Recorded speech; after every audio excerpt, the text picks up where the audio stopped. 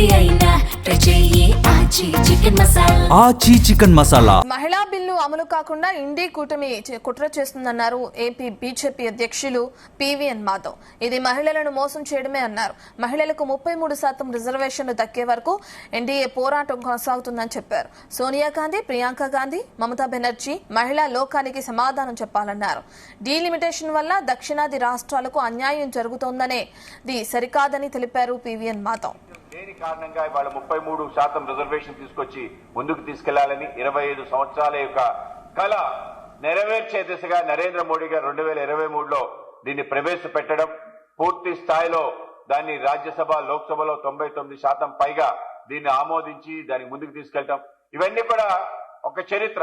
అయితే ఒక బిల్లులో ఏదైతే జనగణన, అలాగే ఈ యొక్క నియోజకవర్గాల పునర్విభజన, ఈ రెండు అయిన తర్వాతే ఇది అమలు అవుతుందని ఏదైతే ఒక అంశం ఉందో దానిపైన సవరణ చెయ్యాలి అని చెప్పి 131వ సవరణ చేయాలని చెప్పి నిర్ణయించి ముందుకెళ్తే ఈరోజు ఆ యొక్క సవరణతో పాటు ఏదైతే డీలిమిటేషన్ ఉందో డీలిమిటేషన్ కూడా చేయటం ద్వారా సంఖ్య పెరుగుతుంది. ఇవాళ 1/3 తీసుకురావాలి అంటే తప్పనిసరిగా వాళ్ళకి సీట్లు పెంచాల్సిన అవసరం ఉంటుంది. మహిళలకి సీట్లు ఎక్కడి నుంచి వస్తాయి?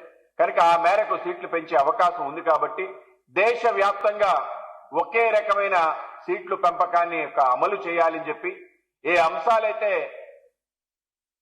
దక్షిణాది రాష్ట్రాలు నష్టపోతాయని చెప్పి ఒక అబద్ధపు ప్రచారం, ఒక మోసపూరిత ప్రచారం కాంగ్రెస్ నేపథ్యంలో జరిగిందో, ఉత్తరం దక్షిణం అని చెప్పి మధ్యలో ఒక అంతరం తీసుకొచ్చే ప్రయత్నం స్టాలిన్ నేతృత్వంలో జరిగిందో, దానికి పూర్తి స్థాయిలో సమాధానం చెప్పే విధంగా ప్రోరేటా బేసిస్ లో ఎంత శాతం అయితే ప్రస్తుత సభలో రాష్ట్రాలకి వాటా ఉందో దాన్నే కొనసాగించే విధంగా అవకాశం ఉంటే కొంచెం పెంచే దిశగానే ఈరోజు డీలిమిటేషన్ బిల్ తీసుకురావడం జరిగింది.